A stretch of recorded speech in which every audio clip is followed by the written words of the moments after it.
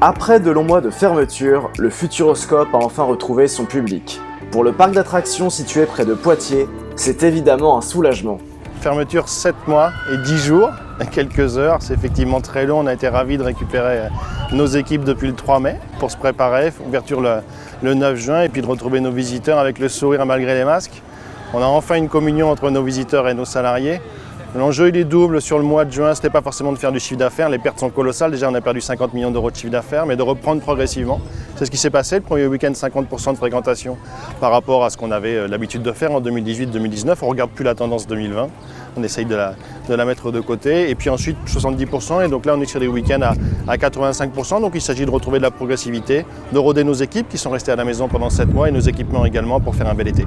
Crise du coronavirus oblige, le Futuroscope doit s'adapter à de nouvelles contraintes et à de nouveaux usages. Et dans ce cadre, le numérique apparaît comme un allié indispensable. Ouais, la crise sanitaire a changé un certain nombre de choses. D'abord d'un point de vue salarié, elle nous a permis d'aller vers plus d'agilité, ce qui est intéressant d'ailleurs, et je pense que c'est des réflexes qu'on arrivera à conserver à l'avenir. Et puis pour ce qui est des visiteurs, alors une très forte appétence pour ceux qui viennent, parce qu'ils ont vraiment envie, et on le sent, de consommer du loisir. On le voit d'ailleurs sur les tickets moyens en termes de restauration où les gens vraiment se lâchent. Ce qu'ils veulent, c'est avoir le moins de contraintes possible, c'est assez logique. Et donc le digital nous aide évidemment à avoir un parcours client qui est le plus fit possible, notamment avec Flag. Et puis il y a aussi de la part de nos visiteurs une attente forte. C'est un peu un paradoxe par rapport au digital qui est très attendu, un côté humain également qui est attendu. Donc entre digital et humain, en fait, il ne faut pas choisir, il faut être en rendez-vous sur les deux.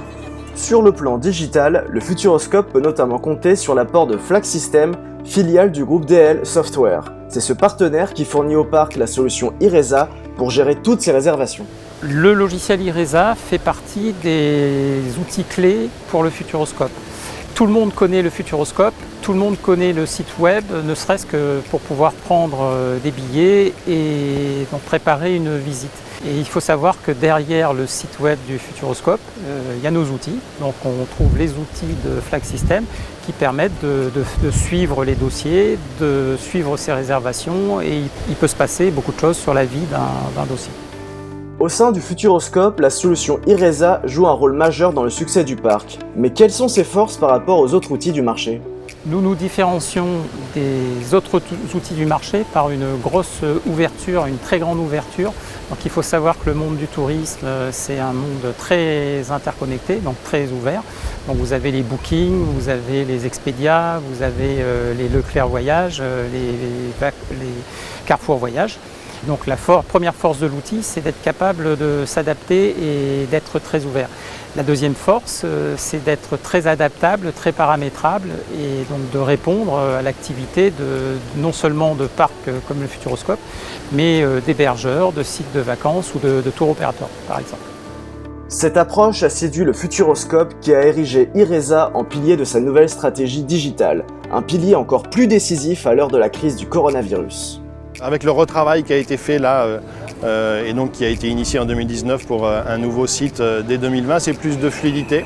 C'est quelque chose qui est simple à manier pour les visiteurs, évidemment très centré sur l'acte d'achat, puisque au final c'est quand même ça qui est évidemment intéressant, mais qui permet également aux visiteurs de bien comprendre quels sont nos différents packages et donc d'être aiguillés tout au long du processus qui va jusqu'à l'acte d'achat. Donc je crois qu'on a réussi à bien se comprendre déjà, faire en sorte que Flag ait bien compris notre cahier des charges et avancer main dans la main. Et on a livré en temps et en heure malgré la crise, tout en évidemment faisant tout ce qu'on avait à faire pour gérer cette crise-là avec des conditions de vente et un certain nombre de choses qui ont été modifiées. Donc c'est un bonheur de travailler avec Flag et puis on va avancer main dans la main avec les grands projets qu'on a. Si la solution Iresa est au cœur du plan de relance du Futuroscope en pleine crise du coronavirus, la collaboration entre le parc et Flag System n'est pas nouvelle et elle est amenée à continuer à se renforcer dans les prochaines années.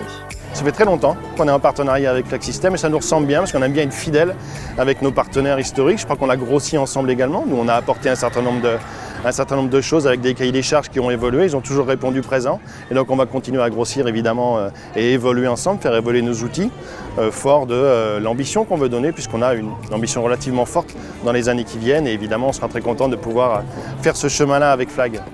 Flag System, c'est évidemment un accompagnement technologique, mais c'est aussi un accompagnement humain au quotidien. Et la crise du coronavirus a mis en lumière la forte collaboration qui existe entre les équipes de Flag System et celles du Futuroscope.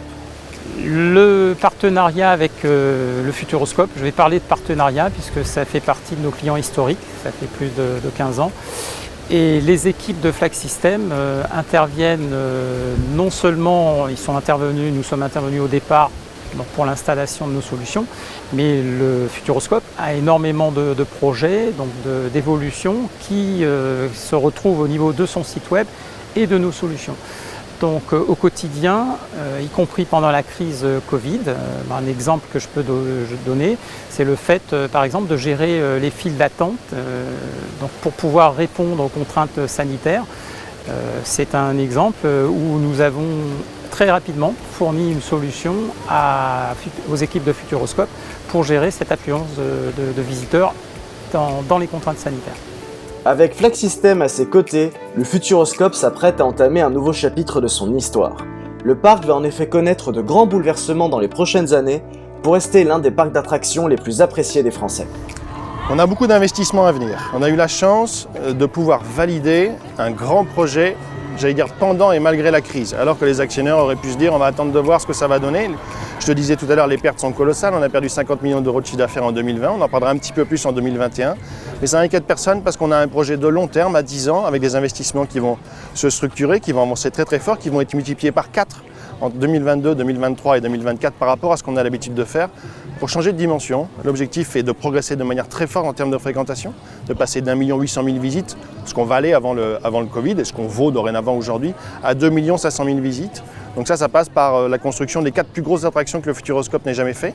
On a la première qui est derrière nous, objectif Mars, la prochaine qui sera livrée dans 6 mois qui est juste à côté, et puis ensuite très vite à horizon 2024, 4 autres très grosses attractions, parce qu'il faut faire les choses dans l'ordre et donc installer des attractions de très grande qualité avec des très gros débits horaires, puisqu'on veut aller en croissance de fréquentation. Et puis on colonise la moitié des parkings, avec un développement également qui va s'étendre de 2022 à 2024, avec 2 hôtels thématisés, une grande aréna de 6000 places et un second parc sur la thématique de l'eau, qui doit accueillir normalement 500 000 visites. Donc Flax doit nous accompagner parce que notre commercialisation va évidemment changer, avec des packages et un bouquet de packages qui va évidemment évoluer compte tenu de cette offre qui progresse.